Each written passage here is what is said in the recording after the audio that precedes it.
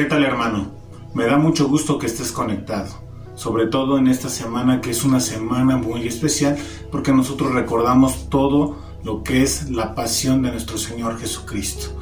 Vamos a ver desde cómo Jesús ora en el Getsemaní hasta el momento en que nuestro Señor Jesucristo es levantado, ¿sí?, de la tumba, ¿sí?, con poderío, majestad, y cómo es arrebatado hacia los cielos. Así que quédate muy atento en esta semana, no te pierdas ninguno de los capítulos porque son muy especiales para ti, ¿sí?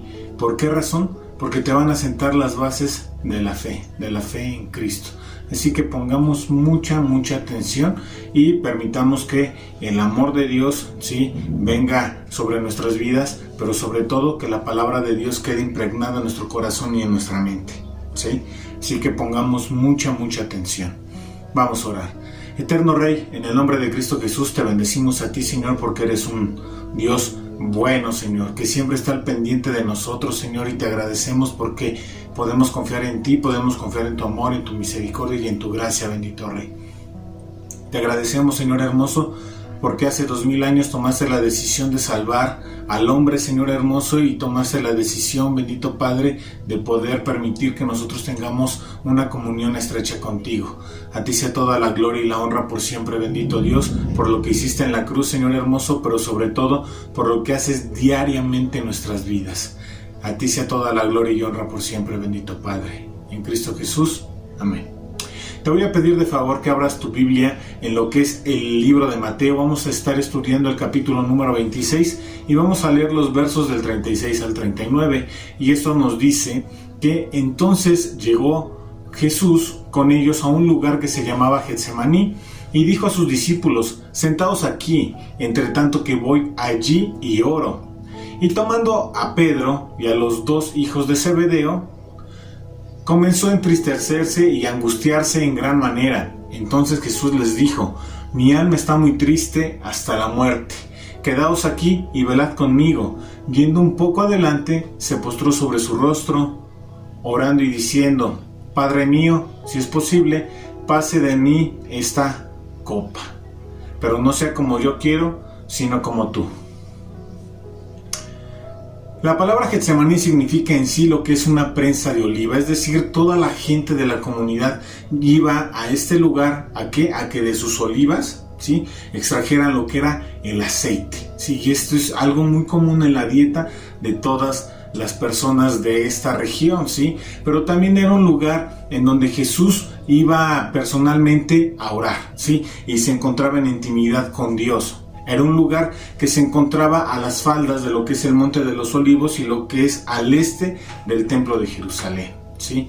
La Biblia nos menciona que al llegar al Getsemaní Jesús tenía, ¿sí?, una cosa en mente, y esta cosa era orar, ¿sí? ¿Por qué razón orar? La verdad es que en los momentos de angustia, que era un momento en el que se encontraba Jesús, porque nos lo declara el pasaje, nosotros podemos encontrar en la oración lo que es un enfoque, ¿sí? Tenemos claridad de lo que está sucediendo, del problema que nosotros podamos tener. Nosotros podemos encontrar en la oración claridad de qué es lo que tenemos que hacer. ¿Por qué razón? Porque este es un momento en que nosotros tenemos comunión con Dios y Dios nos da ese enfoque, esa claridad del asunto del problema. Así que cada vez que tú te encuentres en angustia como lo estaba Jesús, concéntrate en tener una comunión estrecha con Dios, concéntrate en orar, en platicar con Él, tráele todos tus problemas, ¿sí?, todas tus cargas, y Él te va a librar de ellas, te va a dar enfoque, te va a dar claridad, te va a dar perspectiva, te va a declarar el propósito de ese asunto, ¿sí? Así que sigamos los pasos del Maestro, oremos. Pero también la oración trae fortaleza, porque a través de la oración nosotros podemos ver que no estamos solos, que hay un Dios que es todopoderoso, que está de nuestro lado, ¿sí?, y que está ahí para fortalecernos. Recuerda que Él es nuestra roca fuerte, nuestro castillo, nuestro escudo,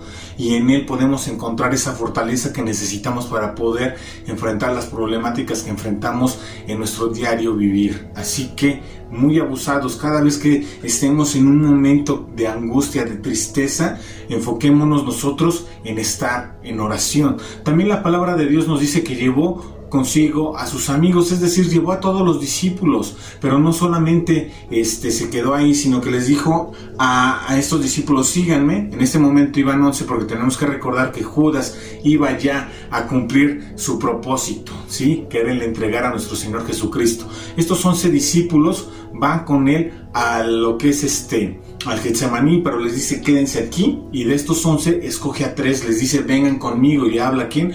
A Pedro. Y el texto nos dice aquí a los hijos de Zebedeo, es decir, a Juan y a Jacobo, o Santiago, como prefieras llamarlo, es el mismo, ¿sí? Ahora, podemos ver que llevó consigo a sus amigos, y es muy importante tener amigos en la vida, ¿sí? La palabra de Dios nos enseña que los amigos son como hermanos en tiempos de angustia, ¿sí? Él llevó a sus amigos para fortalecerse, para que estuvieran con él y le acompañasen, pero no solamente en ellos, sino que estuvieran intercediendo por él, ¿sí? Aquí vemos cómo Dios pide la intercesión también de sus discípulos para que él se pueda fortalecer. Y aquí vemos aplicado lo que la palabra de Dios nos dice, que nosotros debemos de interceder los unos por los otros en los momentos de angustia, ¿sí? Y es aquí de importante que nosotros sigamos orando por aquellas personas, ¿no?, a las que amamos, porque realmente cada miembro de la familia de Dios es muy importante para nosotros, porque son nuestra familia, y es el momento en que nosotros podemos estar orando por ellos. Así que manos a la obra, intercede por tus hermanos, muestres amor y fortalécelos también a ellos. La palabra de Dios nos indica que Jesús comenzó a entristecerse y a angustiarse en gran manera, ¿sí? Es decir, hasta la muerte. Y ahora imagínate la escena, ¿no? Vas caminando con tus amigos, con tus discípulos, ¿sí? Vas con ellos caminando, ¿no? Ves la luna llena de la Pascua, ¿no? Pero conforme te vas acercando a al Getsemaní, ¿sí? Donde normalmente se encontraba un aroma a todos estos olivos que eran aplastados para ser extraídos su aceite. En lugar de percibir ese aroma, ahora percibías tú el olor a sangre, ¿no? Y tú podrás decir: oye, Adán, ¿de qué me estás hablando? ¿Cómo que a sangre? Tienes que recordar que es la Pascua, y en el templo habían sacrificios, y estos sacrificios, corría la sangre de cada uno de estos corderos, todo lo que era el arroyo, ¿sí?, de Cedrón, ¿sí? Y ahora el arroyo de Cedrón ya no veías tú esas aguas cristalinas, ahora veías estas aguas teñidas de sangre. Todo este entorno hacía como que te pusieras a pensar un poquito qué es lo que iba a suceder. Y Jesús tenía pleno conocimiento de lo que iba a suceder. Isaías 53 nos dice que él iba a ser molido totalmente, ¿sí? Pero esto realmente no es lo que le causaba en sí la tristeza, ¿sí? Y no vamos a demeritar todo lo que le pasó a él, porque ese era el castigo que nos correspondía a nosotros. Nosotros tenemos que tener en mente siempre que Jesús fue golpeado en el concilio, fue azotado por el tribuno, ¿no? 39 veces, ¿no? Y no cualquier tipo de azote, sino con una indumentaria que más adelante, sí, con unos instrumentos que eran gruesísimos, que más adelante otro maestro nos va a explicar de qué se trataban este tipo de instrumentos, y cómo a la hora de entrar en la carne, al golpear, también jalaban todo esto y quedaban expuestos los huesos. Era algo que era tremendo. Pero también no quedó ahí nada más, sino que también la palabra de Dios nos dice que le pusieron en sí una tela, ¿sí?, sobre el rostro, le cubrieron la cabeza y lo golpeaban y se burlaban de él, ¿no? Y le decían que profetizara quién había sido. Le habían golpeado tantas veces, ¿no? Le escupieron, fue humillado, le pusieron una corona de espinas, le hicieron que cargara su cruz durante el Via Crucis, el momento de la crucifixión, ¿no?, cuando entran los clavos por sus manos, ¿sí?, y cómo le entierran una lanza por el costado que llegó hasta su corazón, ¿no? Ya no había sangre en Jesús en ese momento, y él muere. Lo que él pasó físicamente fue algo terrible, no lo vamos a minimizar, pero él no se encontraba triste por esta situación en el Getsemaní. Él se encontraba con un dolor y una tristeza por lo que iba a pasar. Tienes que recordar, ¿sí?, que Él es el Cordero de Dios que quita el pecado del mundo. Él ahora iba a ser ese Cordero que iba a ser sacrificado para salvación de todos. En el Antiguo Testamento había sido simplemente un Cordero pascual, ¿sí?, en el momento de la Pascua, para que su pueblo fuese salvado de la muerte, ¿sí? Pero también a través de ese sacrificio también estos hombres, a través de la mano poderosa de Dios, fueron libertados de la esclavitud. Y esto es lo que iba a pasar con nuestro Señor Jesucristo.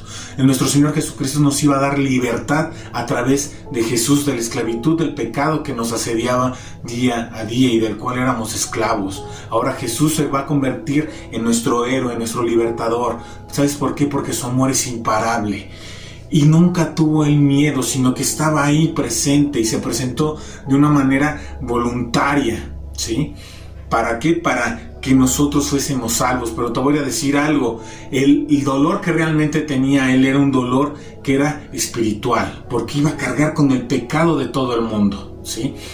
No tanto por lo que le esperaba en la cruz o en el Via Crucis en todo este trayecto, sino por lo que iba a pasar. Podemos ver cómo Jesús toma nuestro lugar y toma el pecado de todos, de absolutamente todos, ¿sí? Con la firme intención de rescatarnos, de que fuésemos nosotros salvos. Él, por ejemplo, no conoció el pecado, pero por nosotros se hizo pecado. Él recibió lo que era la condición de los pecadores, sí, pero también consigo todo el castigo que nosotros éramos merecedores. Pero no solamente el pecado de aquella gente en ese momento, sino de todo el mundo, sí, en general, porque ya no era para el pueblo judío únicamente, sino por todo el mundo y por todas las generaciones venideras. Y esto era algo increíble. Jesús se dirigió a su muerte, sí, sabiendo que era la voluntad del Padre, sí, y enfrentó la muerte completamente solo. Ahí venía la condición del dolor, porque el estar separado de Dios era una causa que le angustiaba terriblemente y le causaba una gran tristeza a nuestro Señor.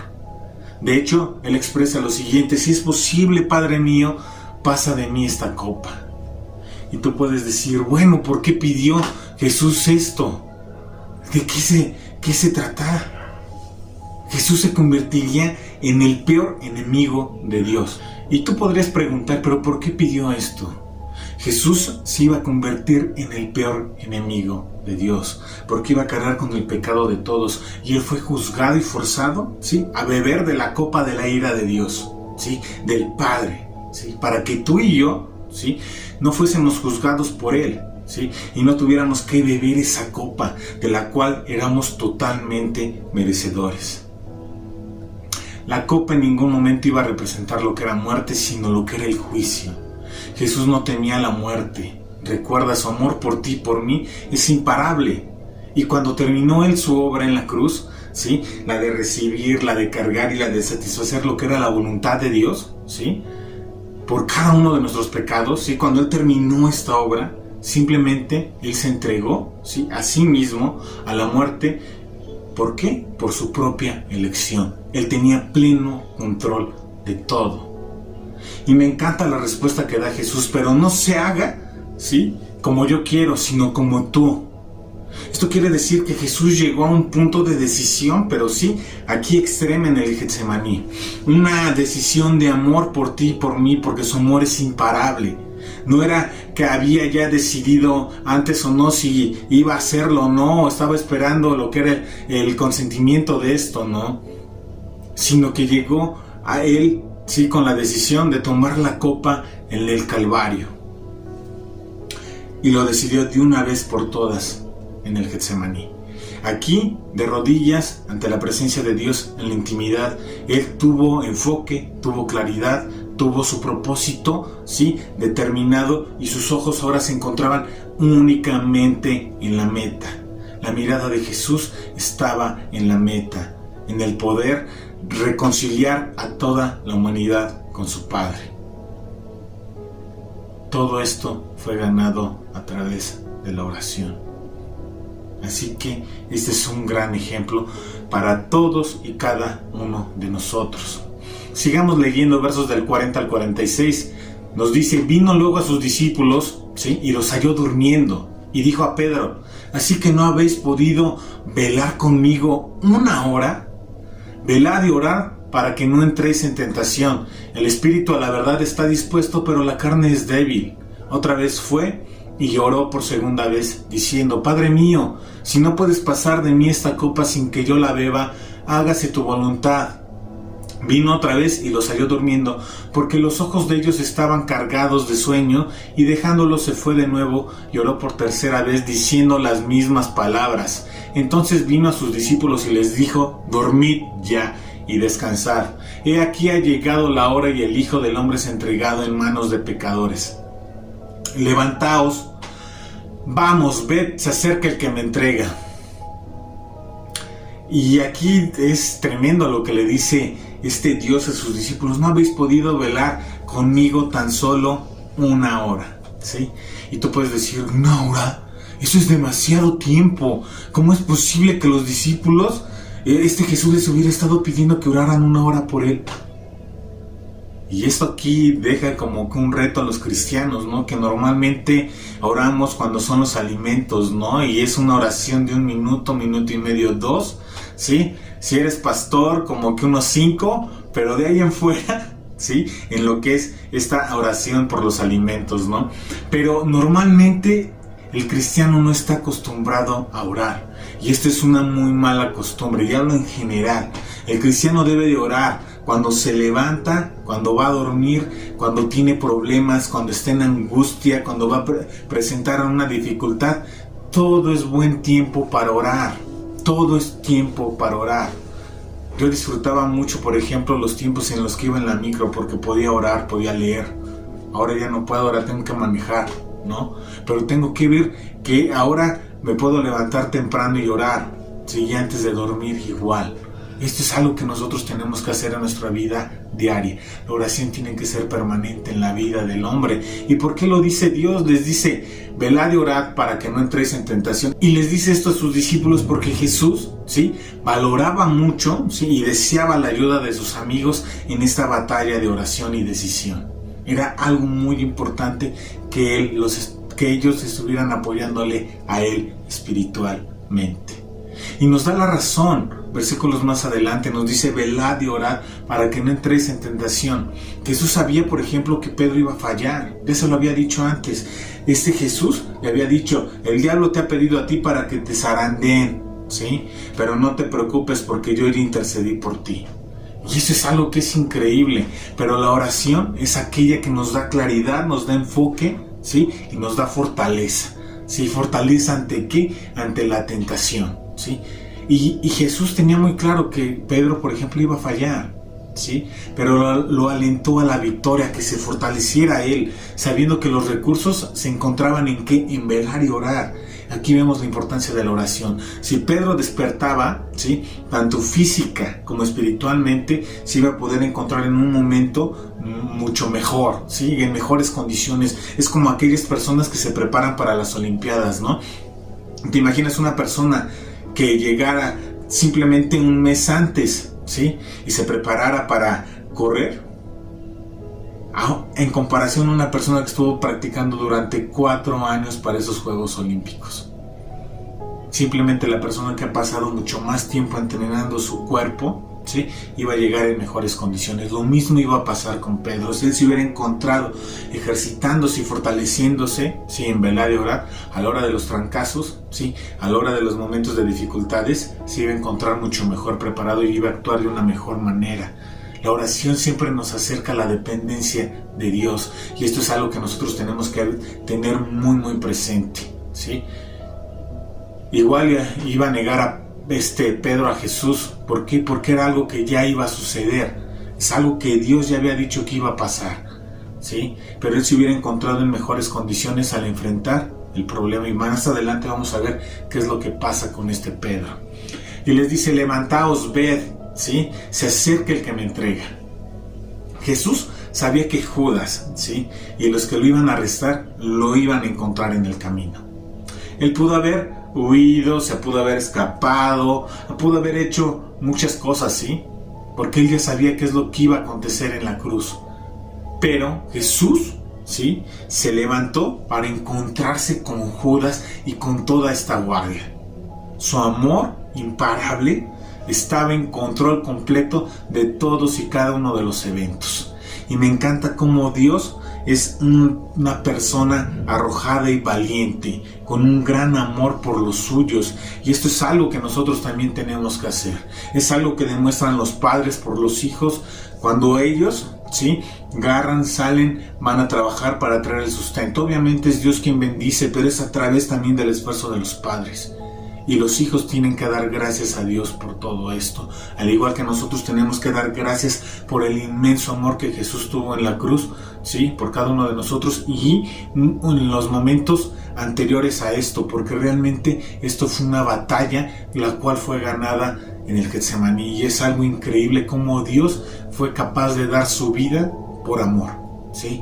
Y esto es algo que nosotros tenemos que hacer, dar nuestra vida por amor, por los tuyos, por aquellos que amas.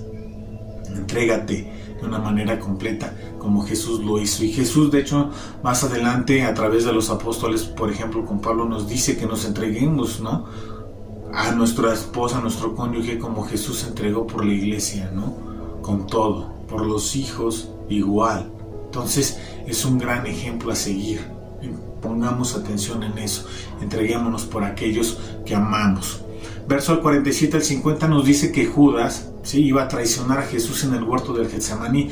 La palabra de Dios nos dice: mientras todavía, ¿sí?, hablaba, vino Judas, uno de los 12, y con él mucha gente con espadas y palos, de parte de los principales sacerdotes y de los ancianos del pueblo, y el que le entregaba les había dado señal, diciendo: al que yo besare, ese es, prendedle. Y enseguida se acercó a Jesús y dijo: salve, maestro. Y le besó. Y Jesús le dijo: amigo, ¿a qué vienes? Entonces se acercaron y echaron mano a Jesús y le prendieron. Con él mucha gente con espadas y palos, ¿eh? Y es que para la mafia del poder es claro que consideraban a Jesús como un hombre que era peligroso, y vinieron a tomarle con gran fuerza. Lo que se me hace increíble es que ellos conocían el carácter de Jesús. De hecho, habían tenido muchos encontronazos con Jesús, pero realmente Jesús siempre actuó de una manera no violenta, ¿sí? Siempre actuó con ética, siempre actuó de una manera justa, ¿sí?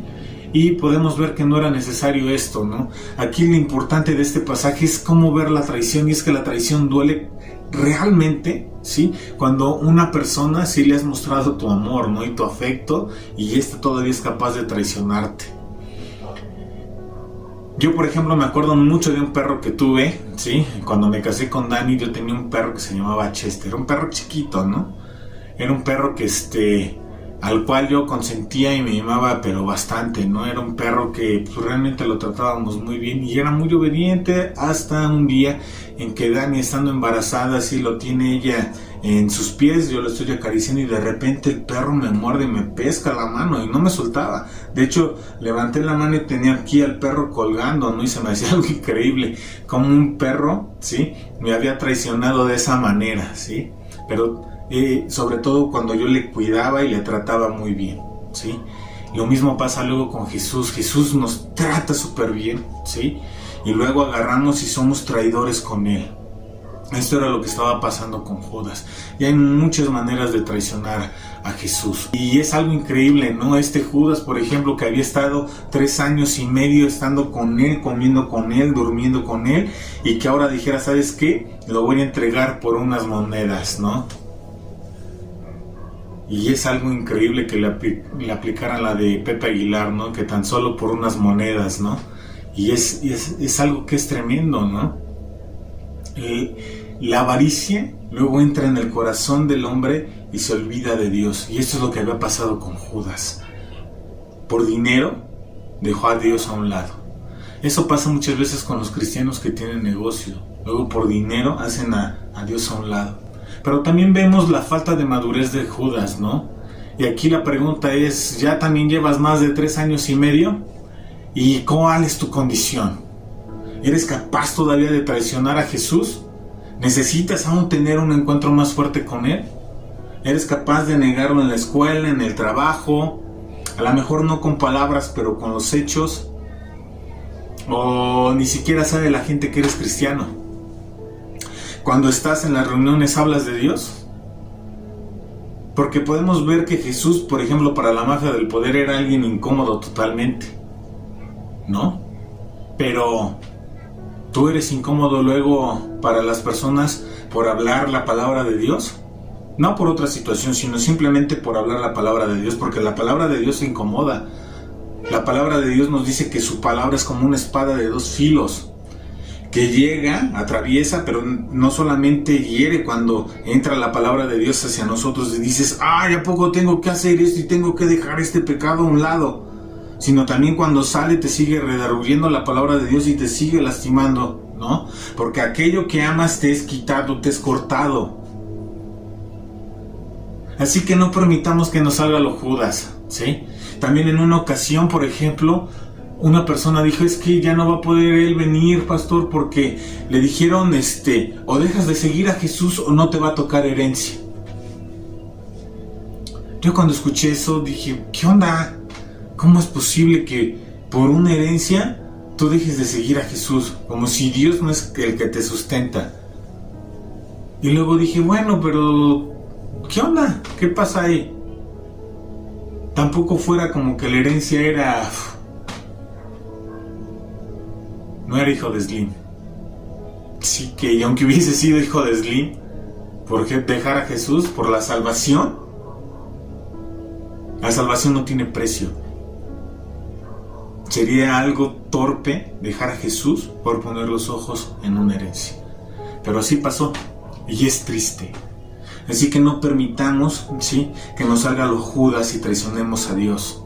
Seamos personas que pueden testificar de Cristo sin ningún problema. Y al contrario, podemos levantar nuestra cabeza con orgullo y decir, sí, yo soy cristiano, ¿sí? Porque nosotros entendemos y comprendemos lo que Jesús hizo por ti y por mí. Así que testifiquemos a todos los que nos rodean. Verso del 51 al 56. Pero uno de los que estaban con Jesús extendió la mano, sacó su espada e hiriendo a un siervo del sumo sacerdote, le quitó la oreja. Entonces Jesús le dijo, vuelve tu espada a su lugar, porque todos los que tomen espada a espada perecerán. ¿Acaso piensas que no puedo ahora orar a mi Padre y que Él no me daría más de 12 legiones de ángeles? Pero ¿cómo entonces se cumplirán las escrituras de que es necesario que se haga así? En aquella hora dijo Jesús a la gente, ¿como contra un ladrón habéis salido con espadas y palos para prenderme? Cada día me sentaba con vosotros enseñando en el templo y no me prendisteis. Mas todo esto sucede para que se cumplan las escrituras de los profetas. Entonces todos los discípulos dejándole huyeron. Y aquí este pasaje es tremendo, ¿no? Porque tú te encuentras, ¿sí?, con una persona, ¿no?, que saca su espada, ¿no? Y nosotros podríamos decir, no, pues es que es el espadachín sin nombre, ¿no?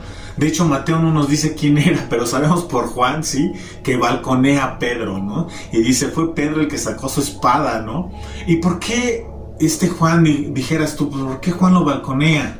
Y es que realmente Pedro traía como que un peso grandísimo en su corazón, porque decía que Jesús, que todos sus discípulos iban a escandalizar. Y ¿sabes qué? El amor de Pedro por Jesús es tan grande que él dijo, no, Señor, yo no me voy a escandalizar. Incluso si es necesario ir a la cárcel, yo voy a la cárcel contigo. Pero si es necesario morir, pues me voy a morir contigo, ¿sí? Y por eso es que Pedro trae acá su espada, porque sabe que esta noche lo van a prender. Y él dice, ¿sabes qué? Yo voy a defender con todo a Jesús y le voy a demostrar que yo le soy fiel y que en ningún momento lo voy a negar. Realmente el amor de Pedro por él es tan grande que dice, yo contigo hasta las últimas, Señor, ¿sí? Y sale este hombre que era rudo, ¿sí?, que era valiente y que era arrojado, ¿sí? Y dice, yo voy a defender a los míos, porque seamos sinceros, ¿sí? Tú y yo vamos a defender con todo a nuestra familia si alguien llega a atacarla, ¿sí? Sin ver mucho las consecuencias que tengamos enfrente, pero nosotros vamos a defender con todo a nuestra familia. Y eso es algo real. Y Pedro lo estaba haciendo. Saca Pedro su espada y lastima a este siervo que seguramente quería ya ponerle las manos encima a Jesús. ¿Por qué? Porque Judas ya había dado la indicación de quién era. Y preguntan, ¿eres tú, Jesús? Y él les dice, yo soy, y todas las personas caen. Porque ante el poder de Dios todos caen doblados de rodillas. Y esa era la condición en la que se encontraban ahora todos. Porque fue también la forma en que Jesús pudo parar todo esto. Y se voltea y le dice a Pedro: ¿qué te pasa, Pedro? Yo sé que me amas, porque eso es realmente lo que le está diciendo. Pero es necesario que todo esto pase para que se cumplan las Escrituras. Necesitamos dejar que pase. Y le está diciendo: no necesito que me defiendas, Pedro. Yo soy el que te defiende a ti. Pero vemos cómo este Pedro, en lugar, ¿sí?, de haber tomado esta espada, ¿sí?, él tenía que haber tomado sus dos manos, ¿sí?, y estar orando con Dios en el momento adecuado. Pero tristemente, ¿sí?, como tú y yo, Pedro no aguantó, porque también la faena que llevaban con Jesús era increíble. Era increíble ver todo lo que Jesús trabajaba. Desde que amanecía hasta que anochecía y todavía más allá. Llegaban momentos en que no comían. ¿Y sabes qué? Para un hombre es bien difícil llevar ese ritmo de vida. Eran las 10 de la noche y tú podrás decir: a las 10 de la noche. Sí, pero ellos se paraban entre 5 y 6 de la mañana. No sé si tú te pares esas horas. Pero a las 10 de la noche, si es que te has llegado a parar esas horas, y es súper difícil seguir de pie con claridad, ¿sí?, y andar tranquilo. Realmente llega un momento en el que ellos ya estaban cansados y no pudieron velar al lado de Jesús, y por ello no se pudo fortalecer en estos momentos en que era necesario tener esa tranquilidad, esa paz y sobre todo ese enfoque y la claridad que le hubiera dado el estar orando a este Pedro. Y se encontraba en esta situación. Pero él se armó de valor y trató de sostener lo que él había dicho, de que no se iba a aventar para atrás, con hechos. Con hechos. ¿Era la actitud correcta? No. Tenía que esperar en Jesús, tenía que esperar a hacer lo que él tenía preparado y tenía que cumplirse la Escritura. Jesús podía realizar todo esto. Porque nos dice que esto era para que se cumplieran las Escrituras con todo el poder a su disposición. Jesús estaba en control absoluto. También podemos ver cómo es muy diferente la manera de pensar de nuestro Dios que la nuestra. Los ojos de Jesús están puestos en la cruz, ¿sí?, en cumplir su propósito y cumplir su meta. Mientras que los ojos de Pedro y el pensamiento de Pedro está en responder con hechos al gran amor que le tiene a su maestro. Son dos conceptos que son totalmente diferentes. Pero tenemos que entender que Jesús ya había hablado con Pedro. Incluso cuando Pedro le dijo: pues no vayas.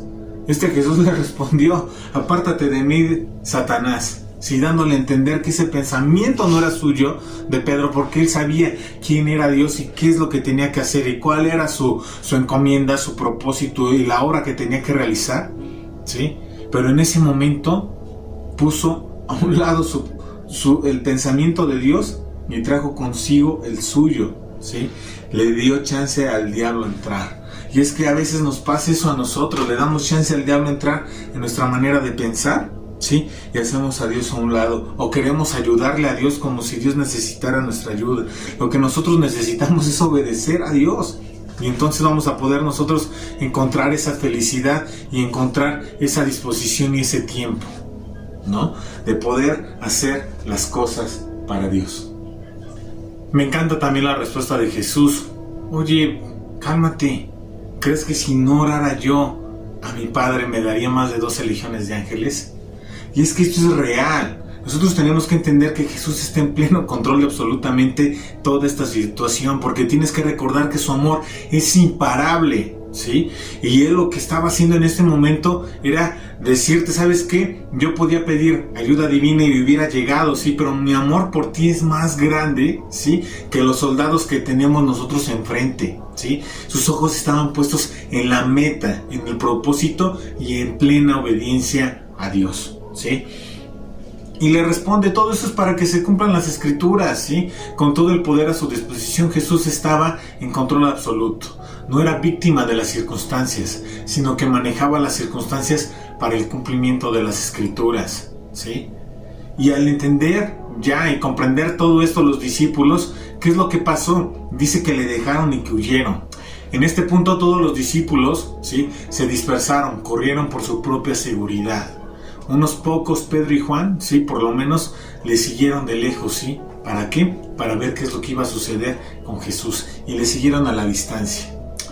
Y aquí nosotros podemos ver ya de manera ya fehaciente, con hechos, como la oración de Jesús por sus discípulos que él había hecho en Juan 17 se había cumplido.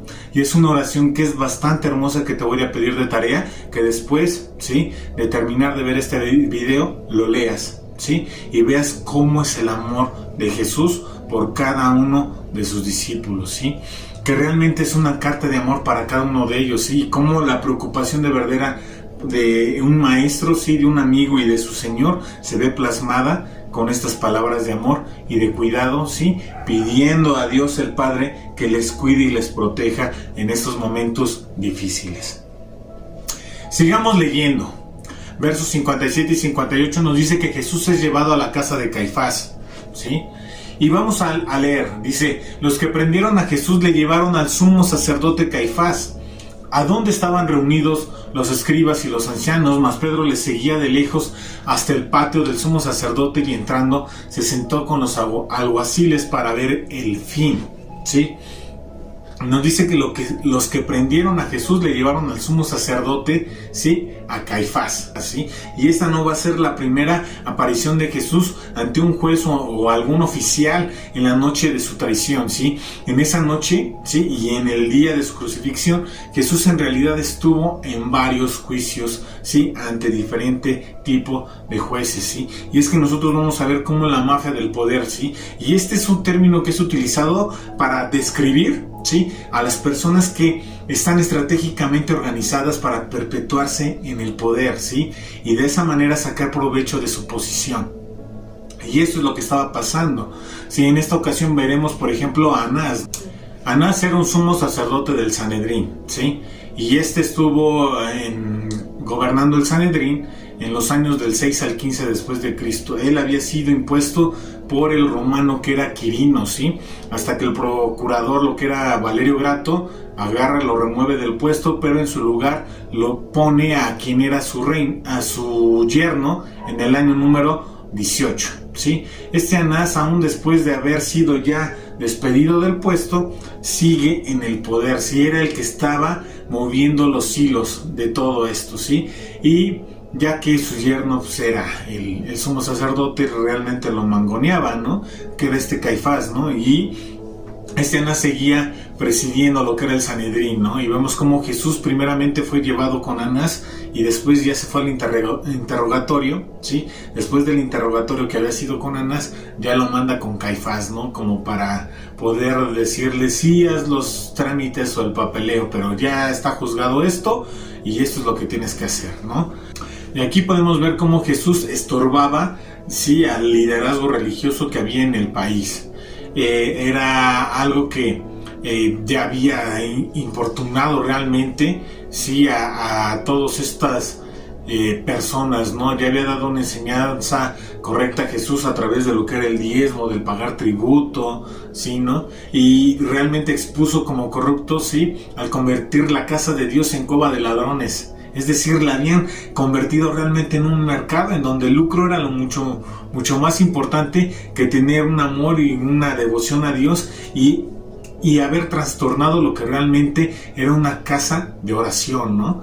Y ahora vemos cómo este Jesús, que los había expuesto, sí, como unas personas que eran corruptas, ahora dicen: ¿sabes qué? Vamos a ir por ti y te vamos a castigar por lo que has hecho, porque no queremos que te empiece a seguir el pueblo. Como si Jesús tuviese el deseo de imponerse como un líder religioso, cuando para nada era esto, ¿no? De hecho, vemos cómo incluso los profetas que Dios había mandado, en este caso a Juan, pues tampoco era una persona que era como que muy bien vista.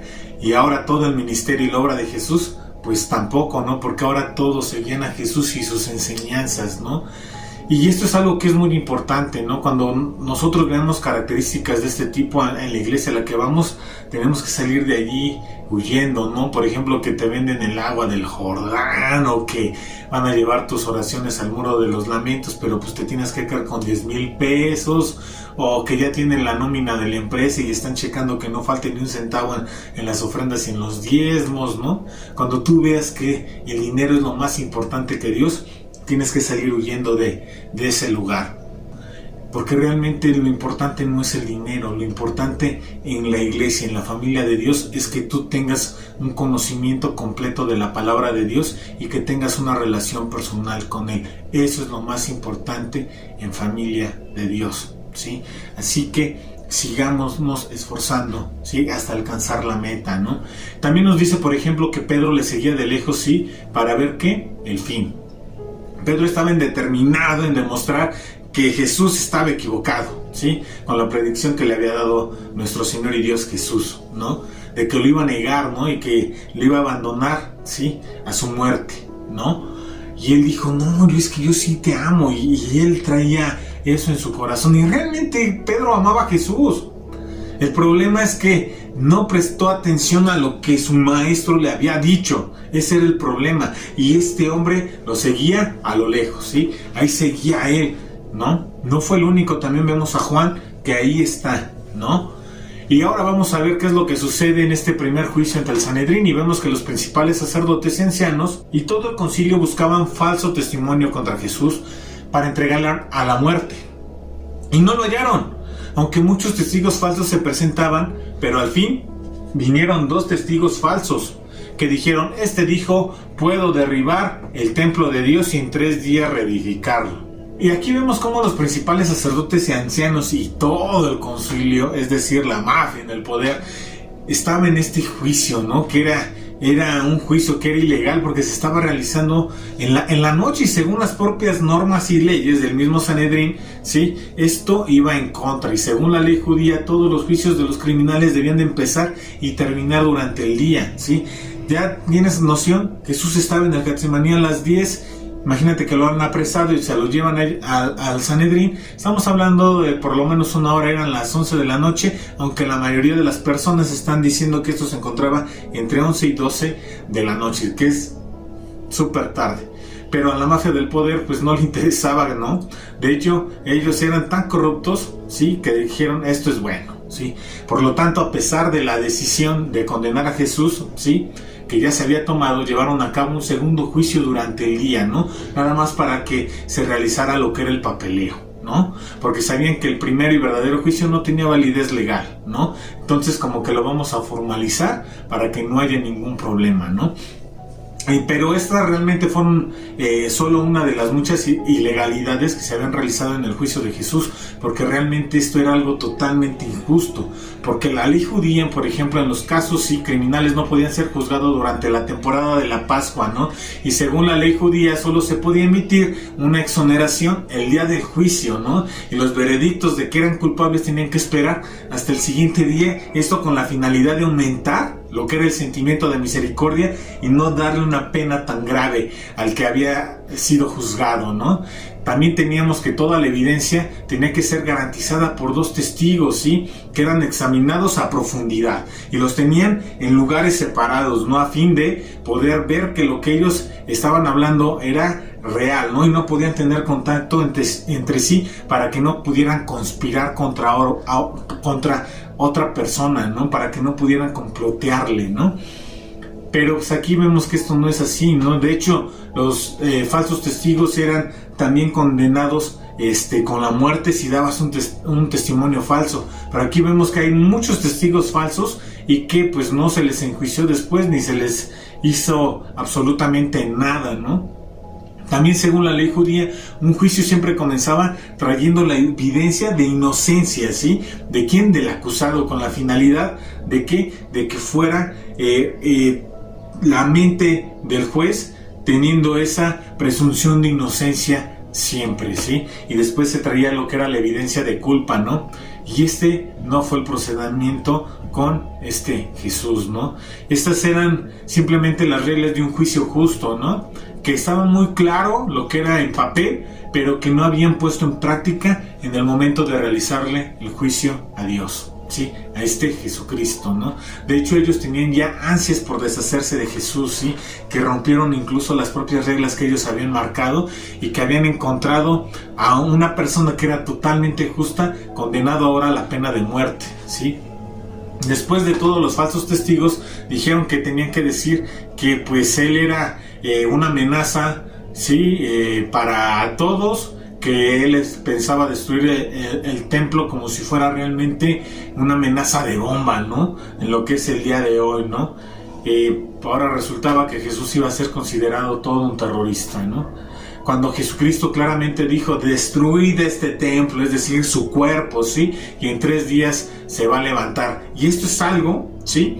Que todo cristiano debe de tener en mente. Jesús murió, pero también se levantó a los 3 días. Y esto es algo que debe de permanecer, porque esa es nuestra esperanza en Dios, ¿sí?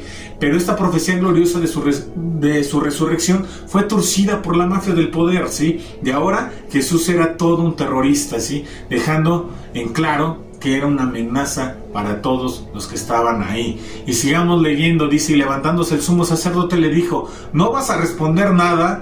¿Que testifican estos contra ti? Mas Jesús callaba. Entonces el sumo sacerdote le dijo: te conjuro por el Dios viviente que nos digas si eres tú el Cristo, el Hijo de Dios. Jesús le dijo: tú lo has dicho, y además os digo que desde ahora veréis al Hijo del Hombre sentado a la diestra del poder de Dios y viniendo en las nubes de los cielos. Realmente este hombre era perverso, porque dice: no respondes nada. Jesús había permanecido en silencio, ¿sí? Hasta el momento en que se le ordenó que respondiera algo, ¿no?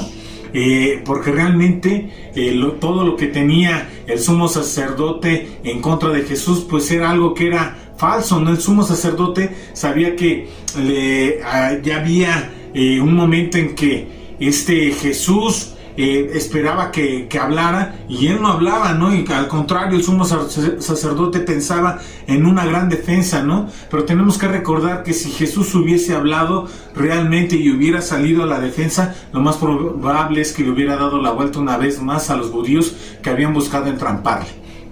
Porque es algo que ya había hecho Jesús en muchas otras ocasiones. Le querían poner una trampa, Jesús respondía con sabiduría divina, y ¿qué es lo que pasaba? Se salía del problema. ¿Por qué? Porque él decía que aún no era el tiempo, pero ahora sí era el tiempo, por lo tanto se quedó callado, ¿no?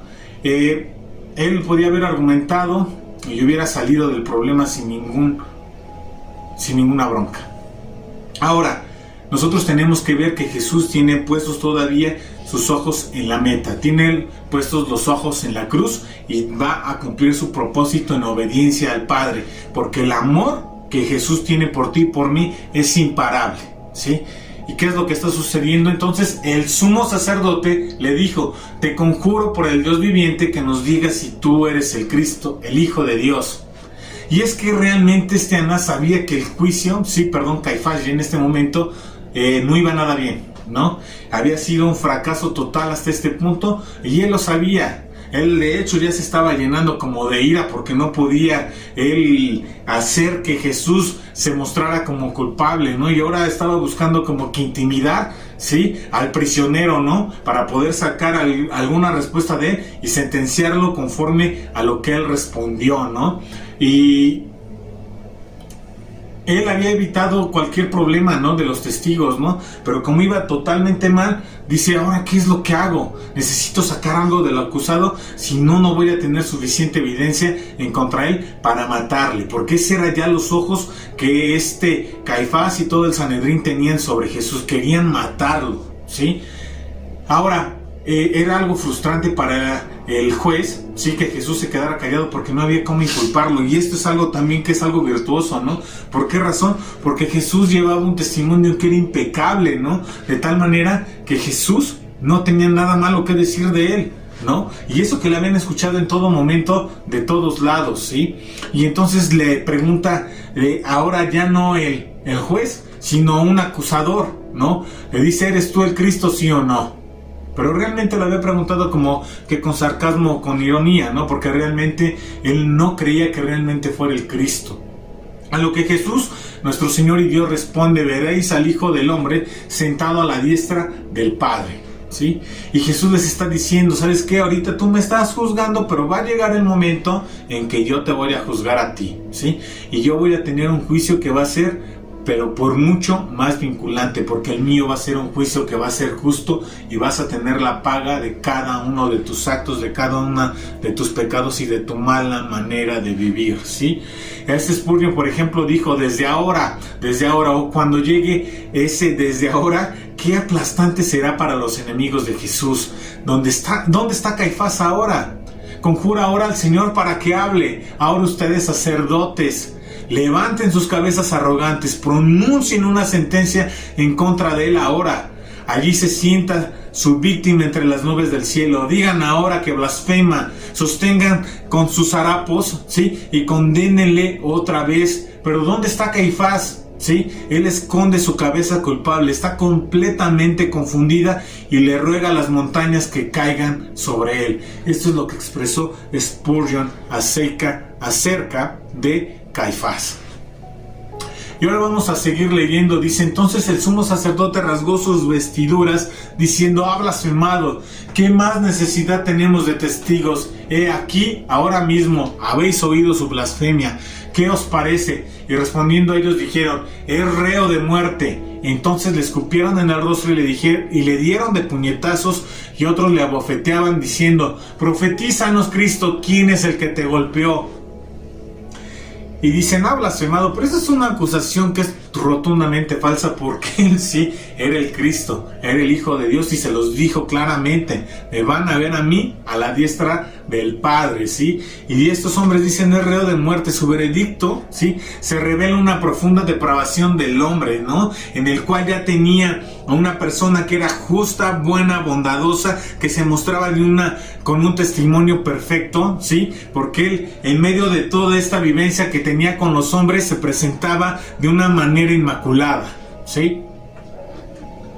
Y nos dice que entonces le escupieron en el rostro y le dieron de puñetazos, golpear, abofetar y escupir el rostro de Dios, ¿no? Spurgeon, por ejemplo, también sugiere algunas formas en las que todavía el hombre escupe el rostro de Dios, ¿no? Y nos dice que el hombre escupe en su rostro al negar su deidad. Hay personas que niegan que Jesucristo es Dios, y ahí ellos están haciendo lo malo. Cuando rechazas el evangelio, también es otra manera de escupir el rostro de Dios, ¿no? O cuando nosotros creemos que a través de nuestras obras o de nuestra propia justicia, ¿no? Esta manera de ser incrédulos y de dar la espalda a Jesús nos lleva a la perdición. Así que pongámonos muy atentos y revelémosles a los demás quién es Jesucristo en realidad. Continuamos leyendo versos del 69 al 75. Nos dice: pero Pedro estaba sentado fuera en el patio, y se le acercó una criada diciendo: tú también estabas con Jesús el Galileo. Mas él negó delante de todos diciendo: no sé lo que dices.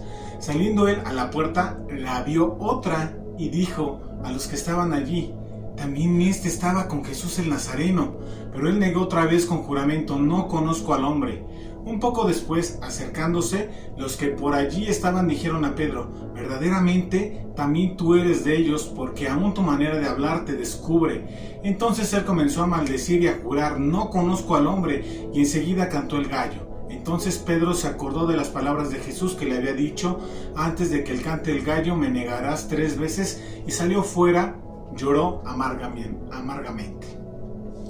¿Qué es lo que vemos aquí?